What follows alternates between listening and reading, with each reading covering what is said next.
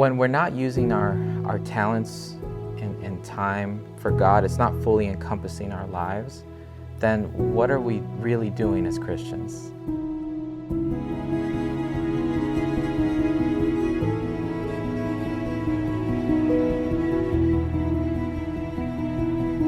Yeah, so I became a Christian back in 2010, May of 2010, May 23rd of 2010. I remember the exact day.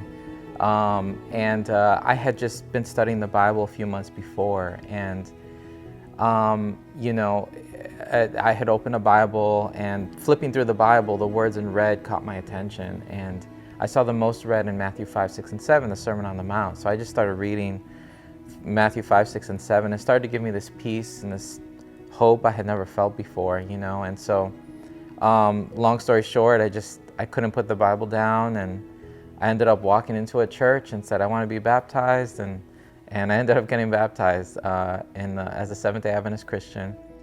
So after I got baptized, I was asking God, okay, God, what is it that you want me to do with my life now? How can I use my talents for you, my time for you, my treasure for you, right? And so I ended up starting SALT about a year after I was baptized in 2011, September of 2011. And the rest is history, We got up and going. Me and a few friends just prayed all night about a name, and SALT, which is an acronym for Service and Love Together, is what came to mind. And we just kept moving, we kept running with it, and God kept providing and kept bringing people, and that's kind of how SALT started to get going, you know what I mean? It was definitely God-led and God-inspired, and He continues to wow us every day. We had a bunch of ministries that we started initially with in the beginning, but this ministry in particular I gravitated the most toward, probably because I experienced homelessness when I was younger. I was about 20 years old, sleeping in my car for about 6 months in Chicago. That experience, having to take a shower in 7-Eleven bathrooms, which isn't really a shower, it's just me like patting water on myself, with soap. That was my experience. So working with people experiencing homelessness, going through things like not having access to a shower, not having food to eat, not having a place to do the laundry, not having a place to get mail, to be able to charge my device, all those things are things that I've experienced. So I really relate to that, and I think it helped me to better empathize with people experiencing homelessness. And that's the ministry that really grew, and it started with food. Then we ended up going to clothing and hygiene products through a trailer that provides clothing and hygiene products. We did surveys and found out that people going on job interviews hadn't showered in 3 months. So we're like, okay, we need to figure out showers. So we fundraised $40,000 in 2018 for a shower trailer. And then we added a laundry trailer, and we just continued to add services to meet the growing need of the people we're serving. And then we also have case management, spiritual care, and mental health counseling to help really take care of them in a holistic way, to help end their homelessness, because we are very housing focused. We want to make sure that when we're serving someone, it's not just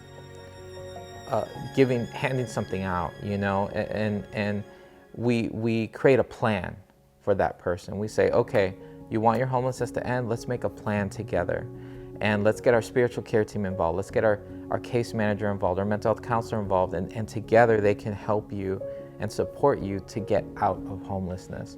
And with the spiritual care team, at the end of the day, if people don't know Christ after being housed, then that's only just a temporary help that we gave them, right? There's no eternal weight in what we're doing. And so our spiritual care team really emphasizes on making sure that people are not glorifying SALT or a person for what's happened to them, but that the glory is going to God, and they know that God is using us to help them.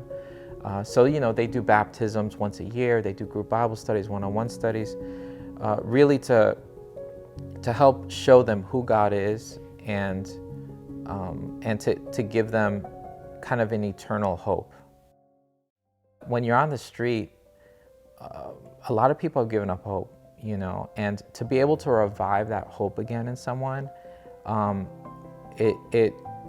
it gets them dreaming again. It gets them believing again that they can get out of this situation, that there is hope for them to be in a home again, that they can be reintegrated into society. So that's a big part of what our spiritual care team does. Everyone has a different talent, right? They have a different area that God is wanting to move them into and for ministry. And it could be tied to a talent they have, a skill they learned. Whatever that is, ministry should encompass our whole life. And so we need to be looking at these things as ministries and as opportunities to bring other people to Christ and to glorify God. You know, wherever God has placed you in this moment is a place where He wants you to represent Him. And that is something that I think is important that we all need to just kind of remember as we go throughout our life and throughout our weeks, you know. When we're excited to see in heaven all the people that we've been able to minister to together. I think it's going to be a pretty cool time, yeah.